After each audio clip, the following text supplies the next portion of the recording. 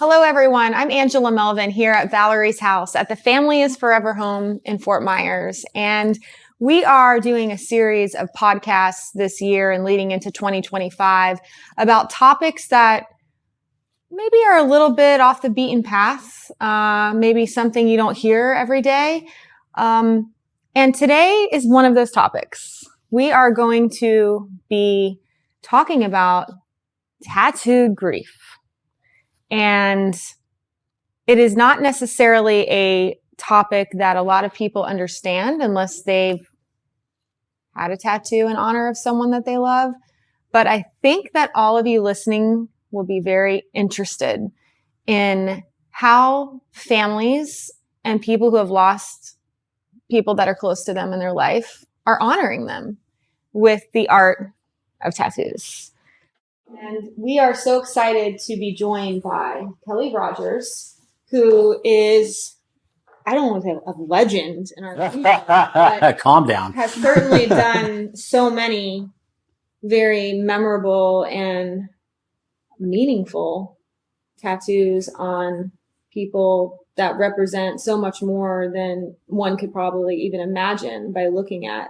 And you've been right there alongside of them, probably from creation to giving them the courage to go through with it, and then probably following up with them for more, I'm guessing. Absolutely. Yeah. So, many years. Yeah. Kelly, you are the owner of Gearhead? Yes. Owner, head artist of Gearhead Tattoo in Cape Coral, Florida. We opened in 2006, although I have been tattooing in the area since around 2002. And we just celebrated our 18th anniversary. So yeah, we're actually technically the longest still running shop in Cape Coral, which makes me feel a little old and my beard a little whiter, but yeah. How many people would you say have come through your shop in 18 years, if you had to guess? Just in general? Yeah. Oh God, I couldn't even tell you. I mean, I know for the health department, we have to keep records on site for 5 years, and just those 5 years alone takes up quite a bit of room in the shop. Like, I mean, stacks like this. So I couldn't even, it would probably break my brain if I had to actually sit there and think about how many people we've tattooed. Yeah. Especially on the lost side, I mean, it's always been a huge part of tattooing is memorial tattoos, and so many different ways and facets of doing them. So yeah, I mean, just that alone, it's huge. Thank you for being here and coming to Valerie's house. Thanks for having me. You're so welcome. You said that you've heard about us over the years because many of the families that come to Valerie's house have also come to Gearhead to memorialize the person that they lost. And we have two people here as well, alongside of Kelly, who are very important to Valerie's house and me personally, Heather Tharp-Moorhead and Story McDougall, who are former family members in Valerie's house and also now helping other families as they work here. And we couldn't think of two better people to talk a little bit about this topic of getting a tattoo in honor of someone that's no longer with you in your life, but still with you every single day. People say every single day they're with us, and you're like, no, they're really with me. So, Story, would you introduce yourself and tell us a little bit about your tattoo journey? Yeah, I am. So I'm Story. How old are you? And right now I am 22, and when I was 13, my mom died completely unexpectedly. We were on a family vacation, and she got sick, and within a week she was gone, and it completely threw my life for a spiral, and I had no idea where I was heading anymore. And it was my mom and I, we were always very artsy people. My mom, she went to Savannah College of Art and Design. Art was just a big part of my childhood growing up, and I always knew when I was going to get older, I was going to get tattoos. My mom had tattoos. My tattoos were never off the table for me. It was always something I was going to get. So we had always talked growing up too, like to get matching tattoos together. And I was 13 when she died, so I was way too young to ever get a matching tattoo with my mom. But I knew that was going to be part of my healing journey growing up, was going to be honoring my mom through art that I put on my body. Because we might not have ever been able to get a matching one together, but I will always have her memory and all of her inspiration and love that she gave to me now permanently on my body. I got my first tattoo in dedication for my mom when on my 18th birthday. I actually got it done at Gearhead Tattoos in Cape Coral. Hey. And then that was in 2019. And then about a year or so later, I was able to get another tattoo done in honor of my mom, a larger piece on my upper arm. So it was definitely a very healing aspect in my grief journey to be able to have that done. We'll come back to you because I'm going to keep it as a mystery as to what you have. Oh yeah, I was decided. Yeah, we're going to go there. We're going to first. We're going to hear a little bit about Heather as well. Now, Heather, you are an adult. You're a mom. Tell us a little bit about your tattoo journey, especially with regards to your husband. I actually got my first tattoo when I was 18 in college, and it was somewhat in memory of my grandfather who had fought in World War II and had played a big, significant role in my life. But the one that I got for Matt, I got about a year after he died, and it was just something that spoke to me that was him. It encompassed everything that he was and is. And then, I have Haley, who will eventually get one for her in honor of her dad as well. She knows what she wants or what type that she wants. It's just a matter of when she gets it. How old is she now? She's 16. Oh yeah, a couple more years. I always say anyway, you should wait till you're 18. I feel like it's a rite of passage, So, Kelly, what would you like to ask Heather and Story? I'm dying to know what you guys got and how you took the idea and the memory of that person and made it into a visual artistic concept for sure. Like, I'm very curious to know what they have. So, the first tattoo that I got from my mom, as I was saying, being 18, the rite of passage of being able to get a tattoo. I had a few done before I turned 18, but I knew that day was a huge milestone for me. And I was turning 18 and my mom wasn't there to celebrate it with me. So the very first thing I knew I needed to do that day was after school, I went over to your shop. Mm-hmm. And yeah, you'll have to forgive me because I barely remember last Thursday. That's okay. I barely remember this morning. Totally good. No worries. But I went over to your shop and I brought in, it was the first time I never had to have like a consent form or any of that. And it was on my own. And I brought in my mom's signature. She used to always sign my yearbooks growing up. And she would always write messages and she would, sign it. And she, one of my yearbooks, I loved the way that it just was, I love you with a dash. And then it was, Mommy D, as in Mommy Dearest. And I know that name has negative connotations, but for her, it was always an inside joke. So I knew that it was the right way to honor her and to celebrate my birthday with her in a way that I still could. Yeah. And then about 2 years later, I was able to find an artist who was a traveling artist over on the East Coast of Florida. And he was able to kind of put together some inspiration that I found from a different artist that was based in London. And he was able to create a portrait tattoo of my mom that was still a bit abstract because I didn't want a classic portrait. I wanted to still be artsy and creative and fun. And the other thing I needed it to incorporate was a dragonfly because that was my mom's signature. Okay. It was dragonfly this, dragonfly that. She had a dragonfly tattoo that she was very proud of. It was just something that was my mom. That's a symbol that has always represented my mom before and after she died. And then I found a beautiful picture of her, with her just eyes were sparkling and her smile is big. And that's like when I think of her, I think of her smile and just how she always had so much love and light in her eyes. So we combined the two aspects of a dragonfly and then her, that picture I found of her, as well as some other like earthy elements or some flowers or some just geometric shapes just to create the artistic aspect of it. But that was done, I believe mid 2020. It was after COVID started, but we went in and got it all done in one day and sat for about 6 or 7 hours. But now it takes up the entire, like from about my elbow up to my shoulder. And those two tattoos, it's just having them and being able to know that they're always there with me. It's been so just healing and carrying her and being able to like look down at my arm and see her smile and know that even though she's not here next to me, she's not in front of me, I'm not able to call her on the phone, I can still see her and know that I'm carrying on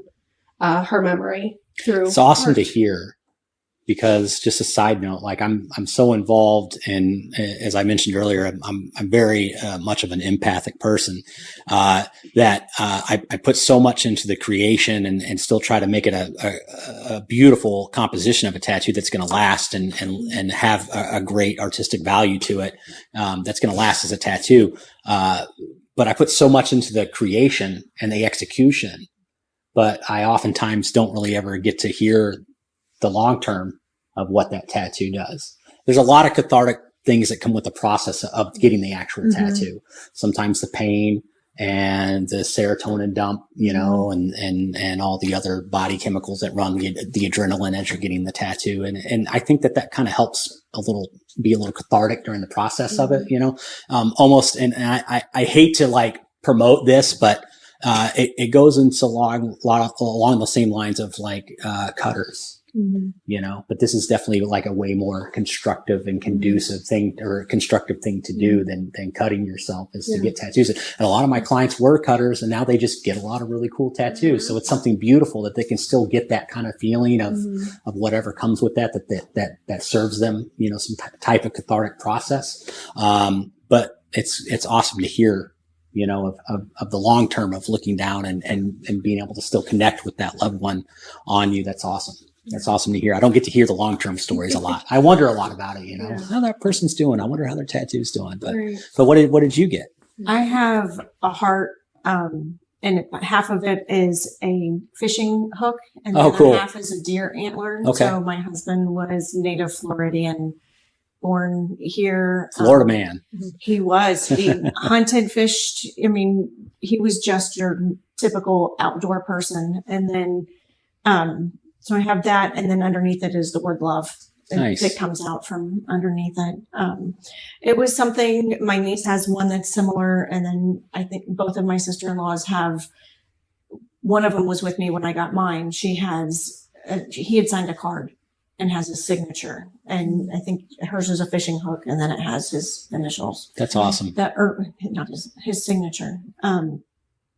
So it's, you know, I will eventually add to it. One of his dogs recently died, so I'm going to put her paw print to go incorporate it in with it. And, but he never liked tattoos. He always called them scars. So, you know, it was, so for me to decide that was something that I wanted to do in his memory and in his honor, it was a difficult decision, but I knew that I wanted to be able to have something that would remind me of him. And mine's on my foot, which is one of the worst places that an artist will. Yeah, that's an ouchie spot. To not do for various reasons, especially living in Florida, because we're in barefoot and flip flops. So it fades and it distorts, and it's not the most ideal location. I say though, you get through the first week and it's all downhill from there, you know. Should heal up good after a week. That's awesome. Thank you so much. Kelly, I can only imagine, like you said, what it's like for you to be the one to, like, the pressure of like, can you do this? Or, you know, this is what's in my mind. And it's not just for fun. It's actually like something so meaningful, which a lot of tattoos are, but especially when it's in honor of someone who's passed away. How do you make sure that it's what they want, and how do you get the idea from them and bring it to fruition? What's that Memorial process tattoos like? are some of the hardest tattoos to do. And not just the composition aspect of it, but the actual execution aspect of it. I mean, I'm sometimes in a room with somebody just as close as I am with you, if not closer, for hours, right? And they're going through that whole process of getting the tattoo with all those body chemicals that I mentioned earlier, but also processing, the grief and the emotion of the loss, right? And so it could get pretty intense. And that's like, I'm not the best person that handles stuff like that. I'm always kind of like, all right, buddy, or as I was mentioning here earlier, like, I don't think about already how much I'm already probably doing for them, and creating the tattoo and making sure that it's a great piece of art that's also representative and that they feel good about. That I feel like I should be doing more, like some kind of consolation and stuff. And so, I have to kind of always tell myself, like, you're doing good. And every time it ends in hugs, and tears. And sometimes I cry too, I'm a big teddy bear sometimes with that stuff, but, it's really tough. The hardest part, and with any tattoo really, and with this theme, it's like, you have to take the sentiment out of it a little bit and give a little bit more room to artistic theory and composition, because especially with memorial tattoos, it's hard to say, well, they like this, they like that, and I want this to have that and their signature. And you're trying to put 10 pounds of stuff in a 5-pound sack. I'm using PG terms here. Put a whole life into one. Right. It's so hard. It's so hard. You were mentioning the portrait stuff, like, and you have that one picture that you loved, her eyes just really sparkled. Well, if that picture is on a 5x7 photo from 1987 and the head's this big, I can't do anything with that. That's going to be good. Right. And I understand that it's your favorite picture of her, but is it going to translate into a good solid tattoo that's going to last forever, right? So using kid gloves, it's a lot easier when somebody walks in and they say, I want a Star Wars sleeve and I want to do Luke Skywalker and Obi-Wan Kenobi and Han Solo and Chewbacca, and you're like, okay, let's whittle that list down a little bit, right? Or like, I like this one scene. Okay, well, that one scene's great, but there's no good usable pictures. So find 5 others that you like and then bring them to me, and then I'll find the one that's going to translate best out of those 5. Right. And that's the golden rule with tattoos. Right. And we're compromising a little bit, and you still have to do that with like a memorial tattoo, especially when it deals with realism. But it's a lot harder to pull that sentiment out of that. Right. Cause that's what it's all about. Right. So it's really, really hard. It's some of the hardest tattooing to do for sure. And I always try to tell people, like, listen, less is more. I know that you want it to represent all these things, but keep in mind that it's for you.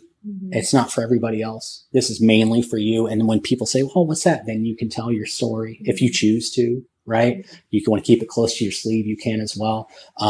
But the symbolism can be a lot more translatable that way than being so literal, right? So that's the direction we really try to go. And it can be hard. It's really hard. I can imagine. Story, how did you make the decision? You talked about definitely her signature. Did you know that you wanted it to be a signature and her writing? Was that always in your mind? So it was always in my mind to get a tattoo for her. And my first one, I did envision it being a bit more elaborate, which eventually became the second one I got in her honor. The signature one, the idea did come a little later because I had previously tried to find a different shop to create that elaborate tattoo. And I had a really bad experience, and it was a time where I gave them the design and the idea and all the inspiration, plenty of reference photos, and they didn't treat it seriously. And we walked away. I didn't get tattooed that day. And that was a really hard thing to do because I wanted that. Was it me? No, it no. He's like, it was a different tattoo shop in the area that I never went back to. No, but they didn't take it with care, and they didn't take it with consideration, even though they knew the impact that tattoo was supposed to have. And it was getting closer to my 18th birthday, and I just had all of this grief that was coming up because I was hitting such a huge milestone in every person's life, and I didn't have the one person I needed there with me. And it was just one of those days, and I was just flipping through like her journals. I was flipping through my yearbooks, just everything I had left that had traces of her. And like I was saying, I was just reading through some of her signatures and the messages she had wrote for me to read when I was older that I always made fun of her for back then. I was like, why are you doing it? It's embarrassing me. And now I'm so thankful she did. And that's when it just clicked that I might not be able to get this big elaborate piece for her right now, because there is time and there is a lot on both, like, the person who is grieving on their end, but also the tattooer who's going to be doing, the artist who's going to be doing this piece. They have to, as you were saying, Kelly, like, you have to create this design, and there's so much that goes into it. It's not something that can happen overnight, in most cases. So when I was just reading these messages that she left me, it just clicked right there that that's how I was going to honor her for the first time. And I haven't stopped, and I have more plans. Got a lot of canvas. And right? Lots of You don't have to squeeze it all into one thing. You can spread it out. So it's definitely, I have more ideas that I want to just honor her through tattoos, but the signature idea did come second, actually, before me knowing that I wanted something involving more of, like, representativeness of, like, what her memory represents in my heart.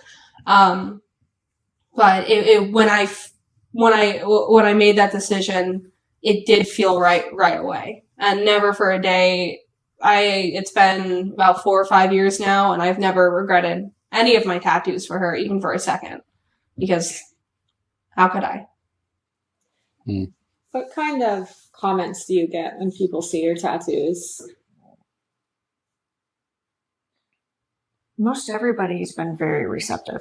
Do they know what it is right away, or do you find yourself explaining it? Or, like Kelly said, it's your story to share, so sometimes you can explain it and sometimes you don't have to. Some of them you do, and and it's, most people know I've since remarried since Matt's death, and so a lot of people are like, "Oh, you have a tattoo over somebody, but there's somebody else in your life." I'm like, and I kind of, when I started planning the tattoo for Matt, I never wanted his name. I would never put anybody's name, just for personal reasons, nothing against people that do. It's just not something I would want for me. And so, that's why it has love as opposed to his name or something like that. But, most people have been really receptive. Do they know what it is? A lot of them do. A lot of them do. And they know what it's for. And and then when you tell them, they're like, "Oh, okay." I have his tattoo on one foot, and then I have the coordinates to Cinderella's castle on the other. So two things. Of course you do. Two things that mean lots to me. Not just because it's Disney, but just there's a whole story behind it, and friends and that have helped support me through this process. And, it was ours was always meet me at the castle. So that was where we would get together. That is where Haley and I were loved and supported. So it's kind of both are tied in to the same thing, but not. You brought up a good point about how you have a tattoo of your husband who's passed away, and you're married now. And some people might go, how does your husband now feel about the tattoo of Matt, and how does that like, for those listening who might be thinking of it and wondering? He's never said that he's minded. He doesn't have any tattoos himself. Everybody in his family does, and they all have memorial tattoos in honor of his mom, who's passed away, and his grandmother. But he doesn't have any himself. I've tried a couple of times, and he's like, "Nah, that's not for me." I'm like, okay, whatever.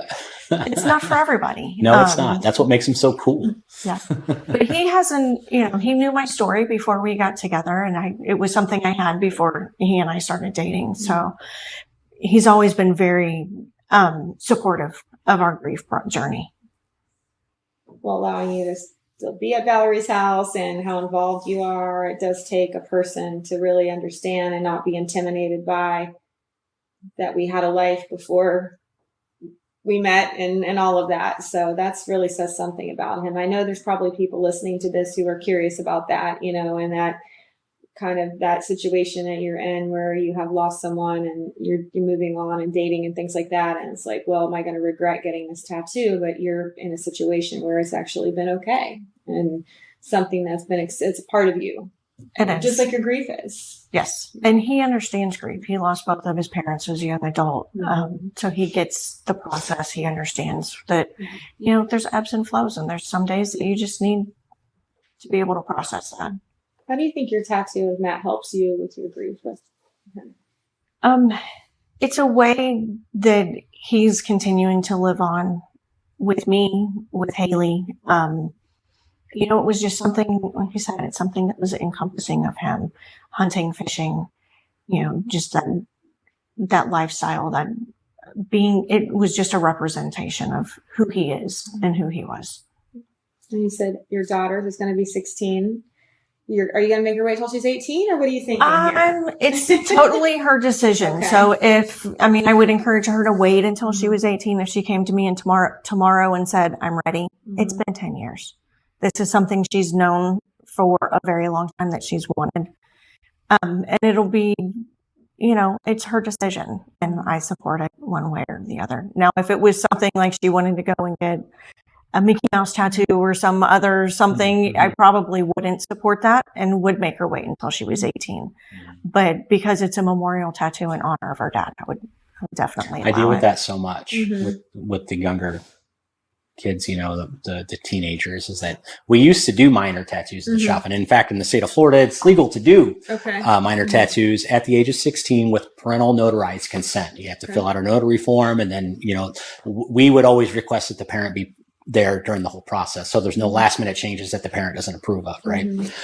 But over the years that I've done them, I use this old adage all the time, is that the juice is not worth the squeeze.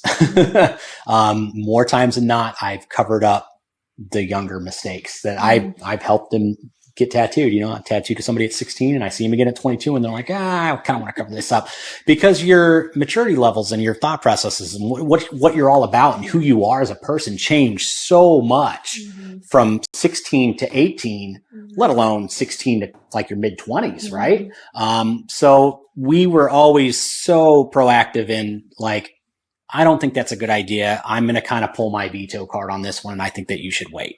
Or maybe the placement isn't the best idea. I'm having this issue with my soon to be 16-year-old stepdaughter. I'm sorry. She actually is 16 now. She just hasn't got a driver's license yet. So anyways, her mom did let her get her first tattoo at 16 against my will, but I said, okay, fine, I'll do it.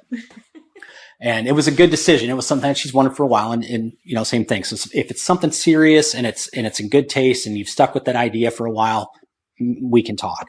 But you know, she's already pushing me again for another one for her 17th birthday. And I'm like, man, and she wanted to get something here. And I'm like, absolutely not. I mean, as you were talking about how people are receptive to tattoos, it's definitely like, I've seen it being in the industry over, 25 years. I have seen people go from like, whoa, that guy's got a tattoo on his neck, to, look at that kid, he's got tattoos on his face now. You know? And it's not a big deal, right? And you see a lot of people with like doctors and lawyers and people in very high respected professions have highly visible tattoos. And the stigma has changed quite a bit. It certainly has. But I think that there's still a stigma there. And I think there's still a level of respect of, you know, you're young, you really don't know what you're going to do with your life yet. And I mean, I'm been just tattooing for, like I said, over 25 years. And I've just recently thought about, maybe I'll go back to school. Maybe I'm getting kind of tired of the tattoo thing, or maybe I'll find something else to do while I'm still tattooing, you know? And I'm 43, you know, and I'm coming to that in my life. Like, maybe I want to do something else. Right. But I'm severely limited on to what I can do because of the choices that I made that are permanent on my body. Right. And some 16-year-old kid's not going to think about that. You know, so it's the placement is even more important than the subject material. Depending on the field they want to go into, and really being able to kind of think through some of that. I have seen it change drastically in 15, 20 years. I mean, even as an employer, we hire a lot of people and a lot of them have tattoos, and it's like, that's just kind of the way it is. And kind of the way it is now, right? I mean, Heather, I wanted to bring her in this interview. In her 40s, got a few, and piercings, and you know, and we're in a field that we are, you know, very open because our families look a little bit like everyone, you know. Right. So, but it's interesting how it's changed in the professional world where you don't have to have everything covered up. And, how have you seen it change? I feel like, especially being involved with youth in the community. I'm a scouter. Both my sons are scouters of almost 8 years. So I've been a ipso facto an adult volunteer for 8+ years, and even at the district level now, in the local scouting community. I feel that every time we've had a new batch of kids and parents at the beginning of the school year come to their first scout meeting, and when I was the Cub Master, which was absolutely in charge of the whole pack from kindergarten to 5th grade, these parents will walk in and they go, "Whoa, that's the Cub Master." And they see me and they're like, "That guy looks like a crazy biker." You still get that, yeah. And they would never tell me, and they would, and I don't think that there was ever anybody that ever like came to a meeting and then didn't come back to another one. But after about 5 or 6 meetings, especially after the first camp out, when we all really had a good time bonding, that's when real people come out of their shells, right? They tell you what they thought. Right. They come up to me that Saturday night around the campfire after the kids go to bed, and they go, like we were a little nervous at first, but you are so awesome with these kids. And that just like makes my heart just grow, that I have a hand in helping breaking that stigma. But I would say though, that more people magnetized to me in that environment because I'm more real, right? They feel more comfortable with me than somebody in a suit and tie, right? Or that Cub Master who's strict and rigid and, and I think that goes a lot in the professional world, especially with counseling and therapy, and group therapy settings, and you have maybe a facilitator or a moderator. You're going to feel, I think, automatically more comfortable with somebody who is wearing their insides on their outside. You understand what I'm saying? Absolutely, their emotions, their feelings, their stories are all here. They're not hiding anything. So they're automatically like what's that young lady's name? Bobby. When I came in, I mean, automatically I'm like, this chick's cool. You automatically feel more open to people like that. And especially when you're dealing with, intimate, and emotional things, you want to be, in a more comfortable setting. Yeah. Right. So I think that's really important. Story, do you feel that it breaks the ice a little bit sometimes with working with kids? It definitely does. I've had kids in my one of my teen groups ask me to speak with their caregivers because their caregivers are so against memorial tattoos, and they see ours and they hear about ours as like the facilitators of these group, and they're like, "Oh my God, you got to do that. I want to do that, but like someone's telling me no." And it's just like so many kids that you can see the light on their face when they see that like someone from their position who was them when they were younger, grew up and was able to honor their person in that way. And they think it's so cool. And they definitely feel there is that like extra little like bond and that like connection of like, oh, they did that. So can I can wait an extra year or two, or like, I know it's possible. It's just like kind of giving them that hope that is a healthy way to continue to heal in their grief and to honor their person and to remember all of the good and all the love that they had with their person or their people. I think that's what I've always thought through working with the kids who are doing. It's a healthy way of honoring them, as opposed to some other ways that maybe aren't. What this is, it's a tribute, and I hope that people listening and parents listening will be more open to this now that they've heard how much it means to those of you who have lost someone, to be able to have a symbol of them with you forever and always, even if it's not their thing, that they're open to it from either a person they're dating and or someone that, is their child, that they're going to be open to this. A couple more questions here. Is there anything that you regret about the tattoo experience, that you have any advice or guidance for people out there? I'll start with you two, and then I'll let you leave me to last on that one. Thoughts, guidance, words. My biggest thing is talk to more than one artist, because depending on what you're wanting, some artists specialize in certain techniques, and they can do watercolor. Some of them prefer only black and white. And like Story's experience, you may walk in and not mesh with the artist. And that's okay.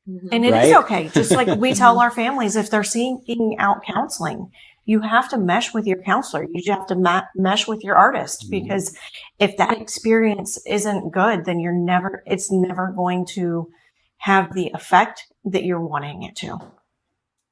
Thank you. Yeah, like I mentioned earlier, I walked away from a tattoo shop because I wasn't meshing with the artist. I hated the design that they created for me. I felt like it was just a bad idea, and I'm so glad I walked away because I would have regretted that. I would have felt like it wasn't honoring her to the degree I wanted to. And it did, I felt guilty walking away. I felt like I was the one that messed up, and I wasn't. I didn't do anything wrong. I just simply didn't like the design. And I am so glad I waited because now I have one that I wouldn't change anything about. And I would just say to anyone thinking of getting one, like Heather said, like talk to different artists, see all your options, and it's okay to wait. You're not doing any harm by waiting. It's okay. You'll know in your heart, in your mind, you'll know when it is right. And when you found the right design by the right artist that has the message you want to share. But it's okay to wait until that time is right. And it's also okay to walk away if you get yourself into a position that you know you're going to regret. That's awesome. That's so nice to hear. It's like, I don't hear that a lot. That's great advice to give. I couldn't agree more with you guys. And we live in a day and age right now where it's so accessible to look at people's work, right? But also buyer beware. With it being so accessible, there's a lot of photo manipulation that artists can do to make their tattoos look better through the photos, and bumping up the contrast and making the black look blacker and using special lenses when they take photos. So, I mean, it's a good idea to look around at what your options are, but definitely go into those shops. Don't just message them online and be like, okay, if this guy's cool, I like his work, I'm going to shoot him a message, send him a deposit. Now you're locked in, right? Walk through the doors. Sit down with that person, that artist, and just kind of feel them out. See if you have a good repertoire, if you feel relaxed, right? And kind of how we were talking about, do you feel more open or do you not feel more open, And again, it's okay to say no. And on the artist side of that, like, it took me a long time to learn how to say no to clients because I feel like I would be disappointing somebody. It's always that people pleaser in me, right? Like, so I would take on every project, no matter if I knew how to do it, be like, oh, I'll figure it out. And unfortunately that was learning lessons, hard learning lessons of saying, well, you know what, I should have said no to this. Or maybe it was just the idea. Maybe I didn't feel like they were ready. Like you said, like if you're not ready, just wait. And if that client felt overwhelmed and I kind of, maybe put on a sales tactic and said, you know what, no, you're fine. Let's just do this. And I rushed them through it. Those are hard life lessons to learn and to say, you know what, maybe I'm not the best artist for you, or you know what, I'm having a real hard time visualizing what you're visualizing. And that's the whole thing with art. Like you were saying, like it's all interpretive and everybody has an opinion on it. I mean, you could load so much artistic theory and composition into something, but at the end of the day, do you like it? Right? Like that's what's most important. Do you like it? If you don't like it, we're in the job of art. It's not going to hurt the artist's feelings, because you're the one that has to wear it forever. You have to take it to the grave with you. And it's every day. That's that reminder, especially with a memorial tattoo, that's going to be either looked at and going, oh man, that brings me back to the time we were camping and, this funny thing happened, or, the dragonfly reminds you of your mother every day. And every time you see one, you're like, oh, that's great. Instead of going, God, what was I thinking? That's horrible. That's the worst kind of experience to have with a tattoo, right? So, I mean, going back to it, just in person meets with the artist is so important, and definitely like look at the shop, make sure it's clean. Make sure that the rooms are clean. Make sure that I always say this old school is you want to make sure a shop's clean, go right to the bathroom. As soon as you walk in, can I use your restroom? Go back in there. And if that restroom is a mess, don't get tattooed there. It's very, very, that's one of the key places to keep clean and the easiest place to keep clean. So if they're not keeping that clean, they're sure as heck not keeping the rest of their rooms clean. Tools and everything. Right. Exactly. Because it is something like sanitary. I mean, you really want to make sure. Is there any red flags besides that? I mean, there's a way to find tattoo artists online, I guess, reviews, any other ways of searching for those out there who might be searching for one. I mean, obviously they can go to Gearhead and just go to Gearhead. Instagram is a great tool, and a lot of tattoo artists are very heavily on Instagram because it's so image based, right? It's just simple. There's the pictures, there's the photos. So a lot of their work's going to be and most current work is going to be on Instagram. I mean, I haven't made a hard like covered portfolio in probably 10 years. I don't have to. Because you're just putting everything. Yeah, everything is online, and it's just easy just to even have a QR code in the shop. You're like, no, I'll just scan that. That's my portfolio. Make sure that the pictures look current and real, and again, just meeting that person in person. But local resident group like the Cape Coral residents, Fort Myers residents board on Facebook, I see it every day. I'm tagged in something like that, like, oh, looking for a new tattoo artist, and then everybody tags their tattoo artist, right? And so that can be sometimes not the best way to do it, but you get names and you see what's out there. I mean, Google Maps. In this area, I think alone, there's probably over at least 50 tattoo shops in Lee County alone now. So your options are so wide. That shows you the demand too. Yeah. How many people are wanting one. How do you make a decision out there if someone's listening and they're like, I really want to do a memorial tattoo? Where do you begin? What would your recommendation be for them? Think on it. Make sure that it's what you want. Don't let it be, a rash split decision, because, you may end up regretting it. You may not, but, make sure that it's what you want. Make sure it has the meaning and the symbolism that you really intend for it to have, because there's nothing worse than being stuck with something on your body forever that you're like, what did I do? Yeah. What would you say, Story? What would you give advice to, I'm sure you have, to some of the teens in our program of who are looking to do this when they turn 18 or even before? How do they even begin to think about it? My mom, because like I said previously, tattoos are never off the table for me. I knew I was going to get tattooed when I was older. And my mom, I was itching at it, I want to be old enough to get a tattoo. And she said that when the time is right, she made me make a promise. I needed to go at least 6 months with wanting the same design and the same size and the same shape, form, position, everything. Yep. Nothing could change in 6 months. And then I can do that. And we're also in such a cool place and time where there are ways to get temporary tattoos. Simple as just buying temporary tattoo paper and printing your design. I've done that to see if I like the positioning and all that for tattoos. And just testing it out and Heather said, thinking about it.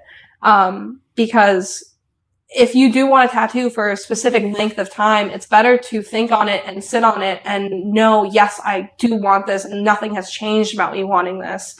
For longer than a day or 2 days or a week or a month, because you might regret it and you might be like, well, this wasn't the right way I wanted to go about it. I should have waited and done this, or I jumped the gun and I did something impulsive. And I don't think tattoos should necessarily be impulsive, especially when they carry the amount of significance that a memorial tattoo carries. Especially recently after the loss. Yeah. It's you're already going through so many things.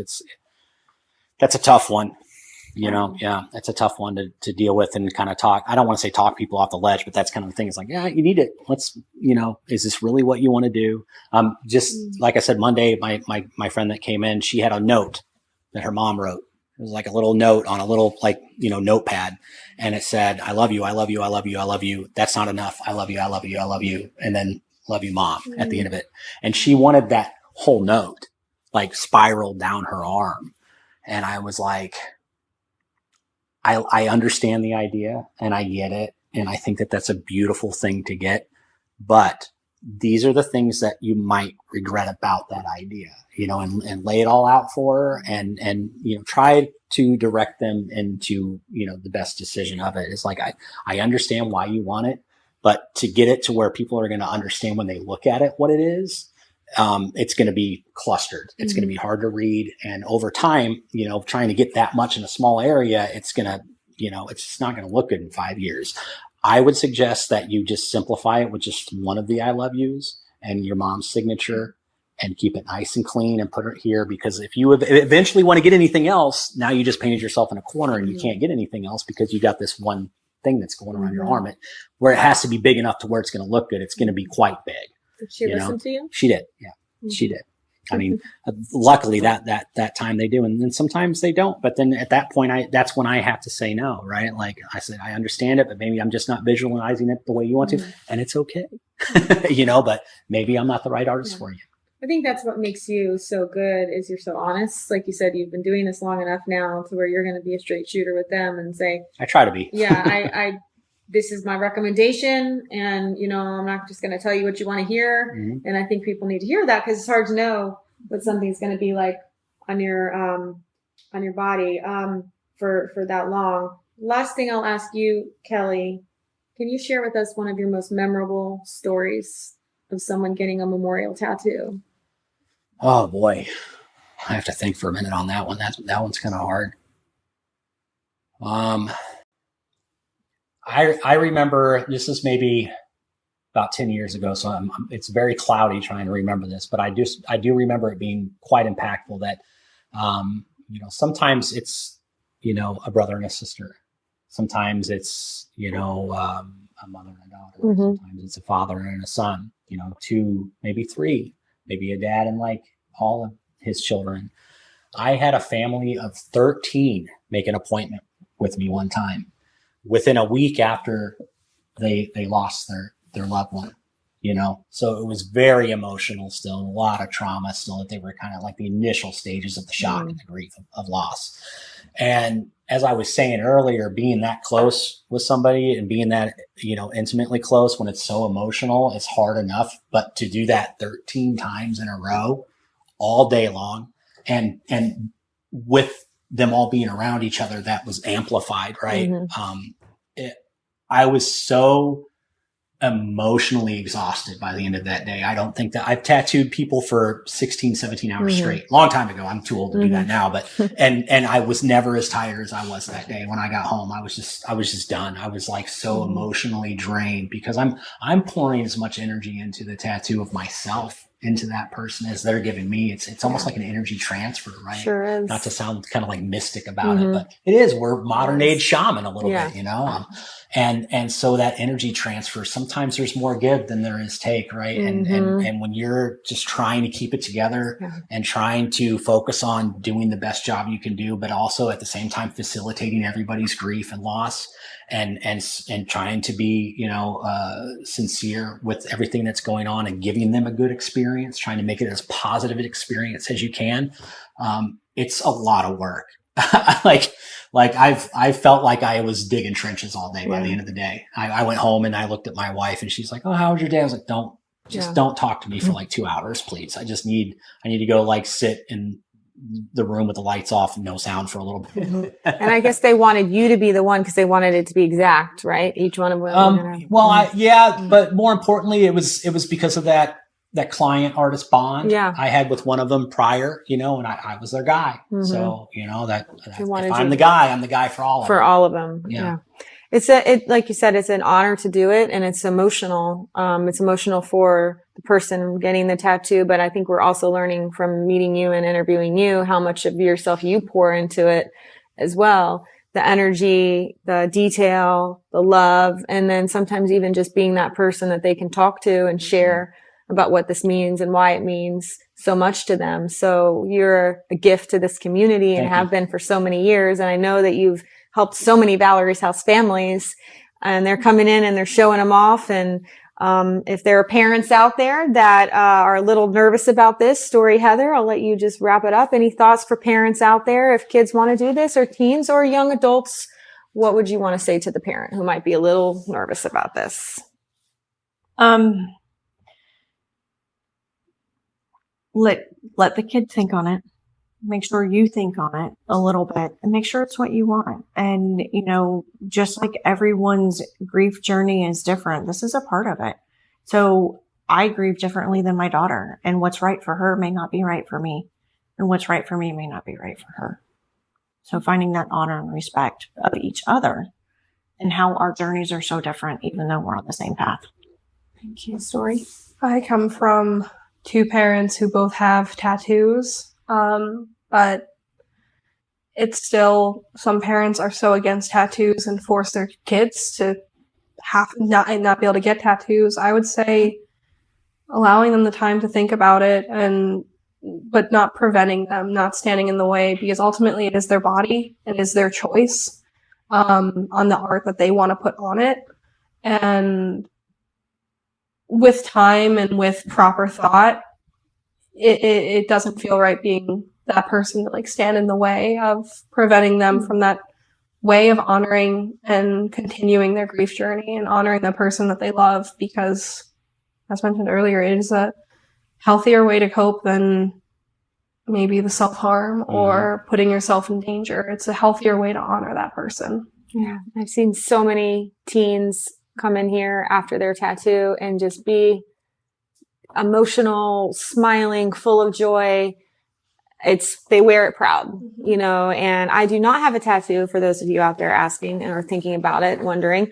If I were, I always said it would be definitely. I brought my stuff. My mom's name. Let's do this live on air. No, I'm out of here. I always said it would be my mom's name, and it's not too late to do that. And so I'm always inspired when I see them as well. So thank you both, Heather and Story, for sharing about your journey with choosing the right tattoo, and then how you were feeling about it years later. And also, Kelly, for just being so honest with your clients, but also with our audience about what it's going to be like, and the steps to take to make sure that it's a tattoo that they're going to love and something that is going to be so important to them for the rest of their life. We're just really happy to have you here. And I'm honored that you could have me here. And I mean, the work that I do is a simple, drop in the bucket compared to everything that you guys have done here. This place is truly amazing. I was fortunate enough to get a tour of this place, and it's just, mind-blowing how much work and love and attention has gone into everything that you guys have been able to create a safe place to facilitate, people who might feel hopelessness or helplessness. And it's just awesome. Thank you for everything that you guys have done. It's amazing. Thank you so much. Thank you so much for listening today to this special edition of the Grieve, Love, Heal podcast. I'm Angela Melvin, founder and CEO of Valerie's House.